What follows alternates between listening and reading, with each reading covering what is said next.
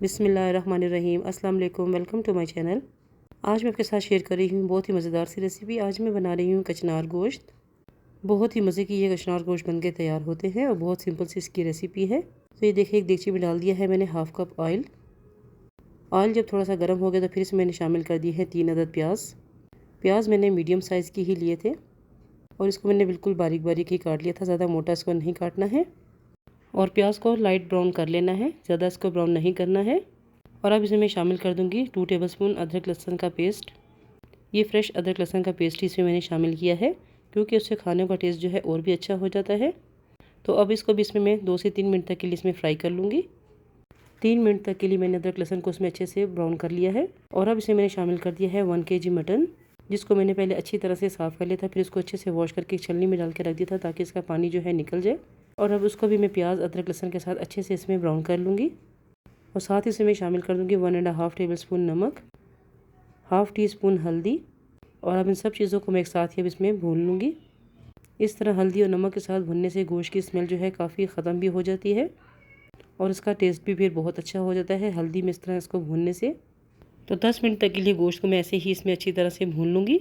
तो देखिए, इसको मैंने अच्छी तरह से भून लिया था। अब इसमें मैंने शामिल कर दी है टमाटर। 3 अदद मैंने टमाटर ले लिए थे। टमाटर का छिलका मैंने उतार दिया था। टमाटर को गोश्त में अच्छी तरह से मिक्स कर दूँगी। फिर इसको कवर करके मैं पकने के लिए रख दूँगी ताकि टमाटर जो है इसमें अच्छी तरह से गल भी जाए। पानी से मैंने शामिल नहीं किया है। इसको कवर करके मैं 10 से 15 मिनट तक के लिए पका लेती हूँ। तो ये देखिए, अभी इसको पकते हुए तकरीबन 10 मिनट हो चुके हैं। और ये देखिए, टमाटर का भी इसमें पानी होता है और गोश्त का भी पानी होता है। तो उस देखिए, पानी मैंने इसमें शामिल नहीं किया था और इसी में मटन जो है अच्छे से गल भी जाता है। अब इसमें मैं शामिल कर देती हूँ लाल पिसी हुई मिर्च का पाउडर। 1 टेबलस्पून इसमें मैंने लाल पिसी हुई मिर्च शामिल कर दी है और हाफ़ टेबलस्पून लाल कुटी हुई मिर्च भी इसमें मैंने शामिल कर दी है। और अब इसको मैं इस गोश्त में अच्छे से भून लूँगी। आप अपने हिसाब से इसमें पानी शामिल कर सकते हैं। यहाँ का मटन जो है बहुत जल्दी गल जाता है तो मैं इसमें पानी बहुत कम ही शामिल करती हूँ।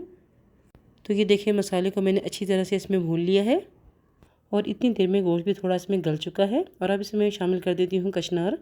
ये 1 किलो कचनार इसमें मैंने शामिल कर दी है। कचनार पाकिस्तान से आई थी तो उसको मैंने फ्रीज़ किया हुआ था। इसको पहले अच्छी तरह से साफ़ करके फिर इसको वॉश भी अच्छे से करना होता है क्योंकि इसमें मिट्टी बहुत होती है। और कचनार को साफ़ करने के बाद अच्छी तरह वॉश करने के बाद मैंने फ्रीज़ कर दिया था। फिर आज इसको मैंने निकाल के बनाया है। इस तरह फ्रीज़ करने से कचनार जो है बिल्कुल भी ख़राब नहीं होती है। तो अब कचनार इसमें शामिल करके अब दोनों चीज़ों को मैं अच्छी तरह से भून लूँगी। कचनार का जब सीज़न होता है तो ये बहुत कम टाइम के लिए ही आती है। तो मैंने भी फिर पाकिस्तान से कचनार मंगवा लिए थे। बहुत ही मज़ेदार कचनार गोश्त कचनार कीमा बनके तैयार होता है। इसकी जो कलियाँ खिल जाती हैं उसको उसमें नहीं डालते हैं। जिसके थोड़े थोड़े से फूल निकले होते हैं तो उसको पकाने में नहीं शामिल करते हैं। तो जो बंद कलियाँ होती हैं सिर्फ उसी को पकाना होता है। और अब इसमें 1 कप दही शामिल कर दूँगी। पानी मैंने अभी बिल्कुल भी इसमें शामिल नहीं किया है क्योंकि दही के पानी में ही कचनार जो है बहुत अच्छे से गल जाएंगे। तो देखिए, अब दही को मैं इसमें अच्छी तरह से मिक्स कर दूँगी।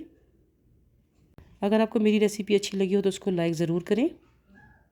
आप जब भी कचनार गोश्त या कचनार कीमा बनाएं तो उसमें लाजमी आपने दही ज़रूर शामिल करना है। तो अब इसको कवर करके 10 से 15 मिनट तक के लिए मैं पका लेती हूँ ताकि कचनार भी इसमें अच्छे से गल जाए।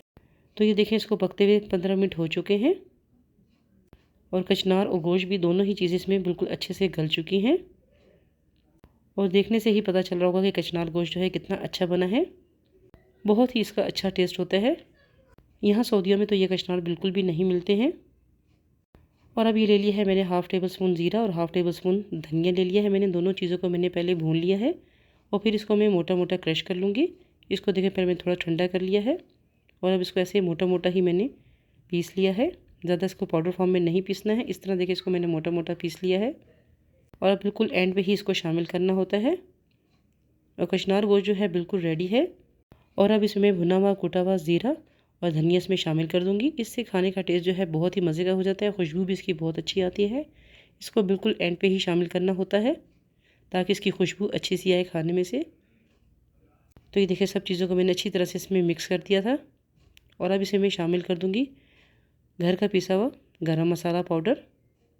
तो हाफ़ टेबलस्पून से मैंने गरम मसाला पाउडर शामिल कर दिया है। और अब इसको फिर मैं कवर करके 1 से 2 मिनट के लिए सिर्फ दम पे ही रखूँगी। और बस अब इसको मैं दम पे रख देती हूँ सिर्फ 1 से 2 मिनट तक के लिए। बाकी सब तो उसमें बिल्कुल रेडी है। तो ये देखिए, इसको मैंने कवर करके रख दिया पकने के लिए। तो ये इसको 2 मिनट हो चुके हैं पकते हुए। ये अब देखिए, माशाल्लाह कचनार गोश्त जो है बिल्कुल तैयार है। इसको मैंने डिश आउट कर दिया है। तो फ्रेंड्स, कैसी लगी है आपको मेरी आज की रेसिपी? उम्मीद है आपको मेरी आज की रेसिपी ज़रूर पसंद आई होगी।